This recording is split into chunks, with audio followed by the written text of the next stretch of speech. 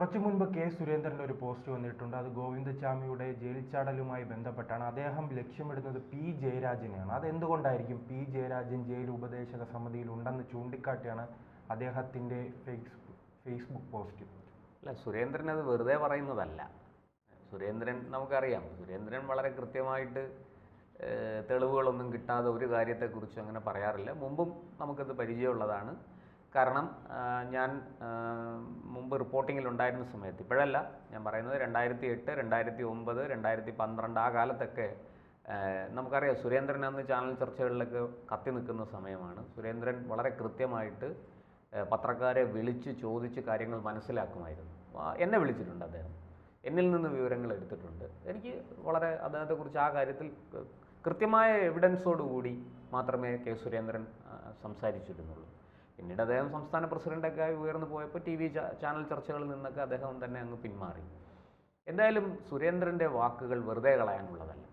നമ്മളൊന്ന് ആലോചിച്ച് നോക്കൂ, ഈ ഒരു കൈ മാത്രമുള്ള, ഒരു കൈ ഇല്ലാത്ത ഒറ്റക്കയ്യനായ ഈ ഗോവിന്ദചാമി, അയാൾ ഈ കണ്ണൂർ ജയിലിലെ സുരക്ഷ നമുക്കറിയാവുന്നതാണല്ലോ. ശ്രീജിത്ത് കണ്ണൂർ ജോലി ചെയ്തിട്ടുള്ള ആളാണല്ലോ. വളരെ നമ്മുടെ പൂജപ്പുര സെൻട്രൽ ജയിൽ പോലെ തന്നെ വലിയ പഴയ ബ്രിട്ടീഷുകാരുടെ കാലത്തെ നിർമ്മിക്കപ്പെട്ട ജയിലാണ്. അത് വലിയ സുരക്ഷാ സംവിധാനങ്ങൾ അവിടെ ഉണ്ട്. അങ്ങനെ അത്ര പെട്ടെന്ന് ആർക്കും അവിടെ നിന്ന് രക്ഷപ്പെടാൻ സാധിക്കില്ല. ചെറിയ പാർട്ടി ഗ്രാമം കൂടിയാണ്. അതെ, ചെറുതല്ല, പാർട്ടി ഗ്രാമം കൂടിയായ കണ്ണൂർ സെൻട്രൽ ജയിലും ഒരു പാർട്ടി ഗ്രാമമാണ്. അങ്ങനെയുള്ള ആ പാർട്ടി ഗ്രാമത്തിൽ നിന്ന് ഒരു കൊടും കുറ്റവാളി, അതും ഇതുപോലെ ഗോവിന്ദചാമിയെ പോലൊരു ക്രിമിനൽ, ഒരു കൊടും ക്രിമിനൽ, ഒരു നിരാലംബയായ നിസ്സഹായ ഒരു പെൺകുട്ടിയെ ട്രെയിനിൽ നിന്ന് തള്ളിയിട്ട്, ഓടിക്കൊണ്ടിരിക്കുന്ന ട്രെയിനിൽ നിന്ന് തള്ളി പുറത്തേക്കിട്ട് അതിക്രൂരമായി ബലാത്സംഗം ചെയ്ത്, ശരിക്കു പറഞ്ഞാൽ അവളുടെ മരണത്തിൻ്റെ പരിപൂർണമായ ഉത്തരവാദിത്വം ഗോവിന്ദചാമിക്കാണ്.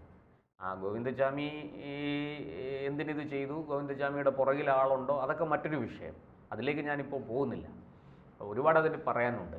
പക്ഷെ അങ്ങനെയുള്ള ഗോവിന്ദചാമിയെ ഇങ്ങനെ ഇത്രയും എന്താ പറയുക, കെയർലെസ് ആയിട്ട് ഒട്ടും ഗൗരവം കൊടുക്കാതെ ജയിലിൽ പാർപ്പിച്ചിരിക്കുന്നു എന്നാണോ നമ്മൾ കരുതേണ്ടത്? സുരേന്ദ്രൻ്റെ ചോദ്യം വളരെ ശരിയാണ്. ഈ കണ്ണൂർ ജയിലിലെ ജനങ്ങൾ, സാധാരണക്കാരായ ജനങ്ങൾ ആഗ്രഹിക്കുന്നത് ഗോവിന്ദചാമിയുടെ വധശിക്ഷ നടപ്പാക്കണമെന്നാണ്. അങ്ങനെ ഇരിക്കുമ്പോഴാണ് കേരളത്തിൽ നിന്ന് ജയിൽ ചാടിയിരിക്കുന്നത്. അതെ, അവിടെ അതാണ് ഈ കണ്ണൂർ സെൻട്രൽ ജയിലിൻ്റെ ആഭ്യന്തര വകുപ്പിന് ഒരു പൊന്തൂവലാണ്. അതെ, ആഭ്യന്തര വകുപ്പിന് പൊന്തൂവലാണെന്ന് മാത്രമല്ല, ആഭ്യന്തര വകുപ്പിന് ഇക്കാര്യത്തിൽ പങ്കുണ്ട് എന്ന ആക്ഷേപം ഉയർന്നിട്ടുണ്ട്. അത് നിസ്സാരമാണോ? ഈ കണ്ണൂർ സെൻട്രൽ ജയിലിൻ്റെ ഉപദേശക സമിതിയിലുള്ളത് ആരൊക്കെയാണ്? ഒന്ന് പി ജയരാജൻ.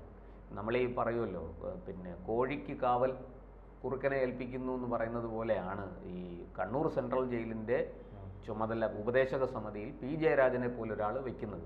പി ജയരാജൻ ആരാണെന്ന് കേരള സമൂഹത്തിന് നന്നായിട്ട് അറിയാം. പി ജയരാജൻ മാത്രമല്ല, കണ്ണൂരിലെ ഈ ജയരാജ ത്രിമൂർത്തികൾ ആരാണെന്ന് കേരളത്തിലെ ആബാലവൃദ്ധം ജനങ്ങൾക്ക് നന്നായിട്ട് അറിയാം. അതവിടെ നിൽക്കട്ടെ. പിന്നെ തൃക്കരിപ്പൂർ MLA രാജഗോപാൽ ഉപദേശക സമിതിയിലുണ്ട്. ഇവർക്കെല്ലാവർക്കും ഈ കണ്ണൂർ ജയിലുമായി ബന്ധപ്പെട്ട എല്ലാ കാര്യങ്ങളിലും ഇടപെടാനും അഭിപ്രായങ്ങൾ പറയാനും ഉപദേശങ്ങൾ കൊടുക്കാനും നിർദ്ദേശങ്ങൾ വയ്ക്കാനും ഒക്കെ അധികാരമുള്ളവരാണ്. അങ്ങനെയുള്ള ഒരു ജയിലിൽ നിന്നാണ് ഈ കൊടും കുറ്റവാളി അധികൃതരുടെ കണ്ണ് വെട്ടിച്ച് രക്ഷപ്പെട്ടിരിക്കുന്നത്. മതിലിന് മുകളിൽ കമ്പിവേലിയുണ്ട്. എങ്ങനെ? വൈദ്യുതി കടത്തി വിട്ടിരിക്കുന്ന കമ്പിവേലിയുണ്ട്. ഈ ഗോവിന്ദചാമി രക്ഷപ്പെട്ടിരുന്ന സമയത്ത് അതിലെ വൈദ്യുതി ബന്ധം വിച്ഛേദിച്ചിരുന്നു, ഓഫ് ചെയ്തിരുന്നു എന്നാണ് കെ സുരേന്ദ്രൻ പറയുന്നത്. സുരേന്ദ്രൻ അങ്ങനെ വെറുതെ പറയില്ല. ജയിൽ ചാടിയത് രാത്രി 1:15 എന്ന് പറയുന്നു. ജയിലിൽ ഉള്ളിലെ ഉദ്യോഗസ്ഥർ അതറിയുന്നത് 5 മണിക്ക് ശേഷമാണ്. അത് പുറം ലോകത്തേക്ക് റിപ്പോർട്ട് ചെയ്യപ്പെടുന്നത് 7 മണിക്കാണ്. ഇത്രയും സമയം അയാൾക്ക് രക്ഷപ്പെടാനുള്ള സാഹചര്യം സൃഷ്ടിച്ചു എന്ന ആക്ഷേപം സുരേന്ദ്രൻ ഉന്നയിക്കുന്നുണ്ട്. അത് നിസ്സാരമായിട്ട് തള്ളിക്കളയാവുന്നതല്ല. ഈ ഗോവിന്ദചാമിക്ക് ജയിലിനുള്ളിൽ നിന്നും പുറത്തു നിന്നും കൃത്യമായ സഹായം ലഭിച്ചിരിക്കുന്നു. അല്ലാതെ ഗോവിന്ദചാമിയെ പോലൊരു ഒറ്റക്കയ്യന് ഈ കണ്ണൂർ ജയിലിൻ്റെ ബന്ദോബസ്ത്, അതിലെ സുരക്ഷാ ക്രമീകരണങ്ങൾ, അത് മറികടന്നുകൊണ്ട് ജയിലിന് പുറത്തെത്താൻ സാധിക്കില്ല, ജയിൽ ഭേദിക്കാൻ സാധിക്കില്ല. വളരെ കൃത്യമാണ്. ആരോ ഉള്ളിൽ നിന്നും പുറത്തു നിന്നും സഹായിച്ചിട്ടുണ്ട്. ഉള്ളിൽ നിന്ന് മാത്രം സഹായിച്ചാൽ രക്ഷപ്പെടാൻ സാധിക്കില്ല. ഈ ജയിലിൻ്റെ ഒരു രീതി അതാണ്. ഉള്ളിൽ നിന്ന് നമ്മളെ എത്ര സഹായിച്ചാലും ജയിലിന് പുറത്തെത്തുമ്പോൾ നമ്മൾ പിടിവീഴും. അതങ്ങനെയാണ്. ആ ജയിലിൻ്റെ, നമുക്കിപ്പോൾ പൂജപ്പുര സെൻട്രൽ ജയിലിൽ പോയാലോ നമുക്കറിയാമല്ലോ, ഒരു നഗരമധ്യത്തിലാണെങ്കിൽ ഒരു ഒറ്റപ്പെട്ട സ്ഥലത്താണ് നിൽക്കുന്നത്. അവിടെ നിന്ന് ഇതുപോലെ വളരെ പെട്ടെന്ന് ആൾ കൂടുന്ന സ്ഥലത്താണെങ്കിൽ ആൾക്കാരുടെ ഇടയിൽ കയറിയാൽ പെട്ടെന്ന് തിരിച്ചറിയാൻ പറ്റില്ല, ആൾക്കാരുമായിട്ട് അങ്ങ് മിങ്കിൾ ചെയ്ത് പോകും. പക്ഷേ ഒറ്റപ്പെട്ട ഒരു സ്ഥലത്ത്, വളരെ വിജനമായ ഒരു സ്ഥലത്ത് ഒരാൾ ഒറ്റയ്ക്ക് നിൽക്കുന്നത് കണ്ടാൽ മറ്റുള്ളവർ അല്ലെങ്കിൽ ആ പരിസരത്ത് ആരെങ്കിലും ഉണ്ടെങ്കിൽ അവർ അത് ശ്രദ്ധിക്കും. പ്രത്യേകിച്ചും ഈ ജയിലിൻ്റെ പരിസരത്ത് ഒറ്റയ്ക്ക് ഒരാളിന് പുറത്തെത്തിയാൽ രക്ഷപ്പെടുക എളുപ്പമല്ല. അപ്പോൾ അകത്തും പുറത്തും സഹായിച്ചിരിക്കുന്നു. ഇത് വളരെ കൃത്യമല്ലേ? അധികൃതരുടെ, ജയിൽ അധികൃതരുടെ സഹായമില്ലാതെ ഇത് നടക്കുമോ? അതുപോലെ തന്നെ ഈ പി ജയരാജൻ അറിയാതെ കണ്ണൂർ ജയിലിൽ ഒരു ഈച്ച പോലും പറക്കില്ലെന്നാണ് പറയുന്നത്. നമുക്കറിയാവുന്നതാണ്. അങ്ങനെയുള്ള കണ്ണൂർ ജയിലിൽ ഈ കൊടും കുറ്റവാളി അവിടെ നിന്ന് രക്ഷപ്പെട്ടു എന്ന് പറഞ്ഞാൽ അരിയാഹാരം കഴിക്കുന്ന മലയാളി അതൊക്കെ അങ്ങ് വിശ്വസിച്ച് അംഗീകരിക്കുമെന്നാണോ ഇവർ കരുതിയിരിക്കുന്നത്? ശ്രീജിത്ത് നേരത്തെ പറഞ്ഞല്ലോ ആഭ്യന്തര വകുപ്പിൻ്റെ കാര്യം. ആഭ്യന്തര വകുപ്പിന് ഇതിൽ നിന്ന് തലയൂരാൻ പറ്റുമോ? ഇതുപോലൊരു കൊടും കുറ്റവാളി. എനിക്ക് തോന്നുന്നു കമ്മ്യൂണിസം എന്ന് പറയുമ്പോൾ തുല്യ നീതിയാണല്ലോ. ഈ കൊടിസിന് കിട്ടിയ നീതി ഗോവിന്ദചാമിക്കും കൊടുത്തു. കാരണവധ കേസിലെ പ്രതിയായ ഷെറിന് കിട്ടിയ നീതി അത് ഗോവിന്ദചാമിക്ക്. അത്രയേ ഉള്ളൂ. അല്ല, ഞാനിത് വളരെ പണ്ടേ ഞാൻ കണക്ക് കൂട്ടിയിരുന്നൊരു കാര്യമുണ്ട്. ഈ ഗോവിന്ദചാമിയുടെ വധശിക്ഷ റദ്ദാക്കിയപ്പോൾ തന്നെ ഞാനന്ന് മനസ്സിൽ കുറിച്ചിട്ടതാണ്, ഇയാൾ ഏതെങ്കിലും കാലത്ത് പുറത്തിറങ്ങും. നല്ല നടപ്പ്, സർക്കാർ തന്നെ റിപ്പോർട്ട് കൊടുക്കും, നല്ല നടപ്പ്, പശ്ചാത്താപം, ഇങ്ങനെ കുറച്ച് വാക്കുകളുണ്ട്. അല്ല, ഷെറിന്റെ കേസ് വിവാദമായപ്പോൾ രഹസ്യമായാണ് നടപടികൾ ഉണ്ടായത്. അല്ല, ഇതും ഷെറിന്റെ കേസിൽ വിവാദം ഉണ്ടാകുന്നതിന് മുമ്പ് തന്നെ നടപടിക്രമങ്ങളെല്ലാം അതീവ രഹസ്യമായിട്ട് പൂർത്തിയാക്കി. ഗവർണറുടെ അടുത്ത് സാധനം എത്തിയപ്പോഴാണ് പുറത്തു വരുന്നത്, അല്ലേ? ഈ ഗവർണറിൻ്റെ അടുക്കൽ എത്തിയപ്പോൾ അവിടുന്ന് ഈ പറഞ്ഞ സഖാക്കളല്ലാത്ത പലരും അവിടെ രാജ്ഭവനുമായി ബന്ധപ്പെട്ട് പ്രവർത്തിക്കുന്നത് കൊണ്ടാണ് ഈ സാധനം പുറത്തു വന്നത്. ഇവിടെയും അതൊക്കെ തന്നെയാണെന്നേ. ഈ ഗോവിന്ദചാമിയെ നല്ല നടപ്പും പശ്ചാത്താപവും പ്രായശ്ചിത്തവും എന്നൊക്കെ പറഞ്ഞ് ചില വാക്കുകളൊക്കെ എഴുതി വെച്ച് റിപ്പോർട്ടുണ്ടാക്കി പുറത്തു വിടുമായിരുന്നു. പക്ഷേ ഇവിടെ അയാൾ എന്തോ ഇനി മറ്റെന്തെങ്കിലും കൊട്ടേഷൻ നടത്താൻ വേണ്ടി അത് ഏറ്റെടുത്തുകൊണ്ട് ജയിൽ ചാടിയതാണോ? അങ്ങനെയും സംശയിക്കാം. കാരണം കണ്ണൂർ ജയിലിൽ നിന്ന് നമുക്ക് അങ്ങനത്തെ റിപ്പോർട്ടുകളൊക്കെ മുമ്പ് കിട്ടിയിട്ടുണ്ട്. ചില കൊട്ടേഷൻ വർക്കുകൾക്ക് വേണ്ടിയിട്ട് ജയിലിൽ കിടക്കുന്ന ആൾക്കാരെ പുറത്തെത്തിച്ച് അത് നടപ്പാക്കി എന്നൊക്കെയുള്ള ആക്ഷേപം നമ്മൾ മുമ്പ് കേട്ടിട്ടുണ്ട്. ചില ഭർത്തൃമതിയായ യുവതിയെ പിന്നെ ഡൈവോഴ്സ് ചെയ്യിച്ച് ഈ ജയിലിൽ കിടന്നിരുന്ന ഒരു കൊടും കുറ്റവാളി പുറത്തിറങ്ങി പരോളിലിറങ്ങി അവരെ വിവാഹം കഴിച്ച കഥ നമ്മൾ കേട്ടിട്ടുണ്ട്. ഞാനിപ്പോൾ അതിൻ്റെ ഇതിലേക്ക് പോകുന്നില്ല. എന്തായാലും ഗോവിന്ദചാമിയുടെ രക്ഷപ്പെടൽ യാദൃശ്യമല്ല.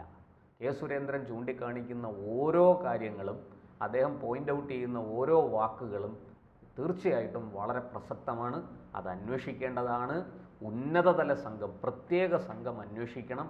തീർച്ചയായിട്ടും കേരളത്തിലെ ഹൈക്കോടതിക്ക് നേരിട്ട് ഈ കാര്യത്തിൽ ഇടപെടാം. കാരണം ജയിലുകളുടെ വിഷയത്തിൽ ജയിലുകൾക്കുള്ളിൽ എന്ത് നടക്കുന്നു, എങ്ങനെയൊക്കെയാണ് കാര്യങ്ങൾ എന്ന് കോടതി കൃത്യമായിട്ട് നിരീക്ഷിക്കുന്നുണ്ട്. നമുക്കറിയാം നമ്മുടെ ജയിലുകളിലൊക്കെ മയക്കുമരുന്ന് സുലഭമാണ് എന്ന ആക്ഷേപം വളരെ വ്യാപകമാണ്.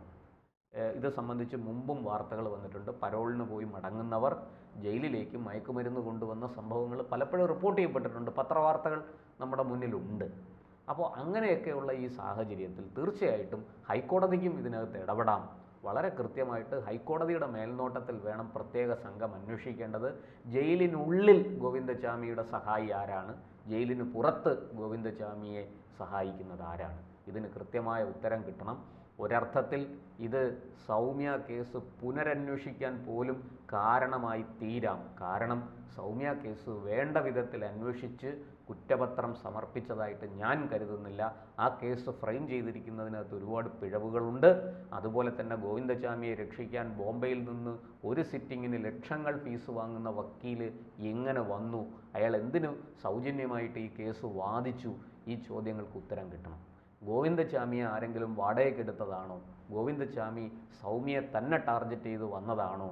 ഈ ഒറ്റക്കയ്യൻ ഗോവിന്ദചാമി എങ്ങനെയാണ് സൗമ്യയെ ട്രെയിനിൽ നിന്ന് ഒറ്റയ്ക്ക് തള്ളിയിട്ടത്? തുടങ്ങിയ ഒരുപാട് ചോദ്യങ്ങൾക്ക് ഉത്തരം കിട്ടേണ്ടതുണ്ട്. അത് ഈ ജയിൽ ചാട്ടം ഒരു പുനരന്വേഷണത്തിന് വഴിവെക്കുമെങ്കിൽ വളരെ നല്ലതാണ്. ഇതിനകത്ത് ഒരുപാട് ദുരൂഹതകളുണ്ട്.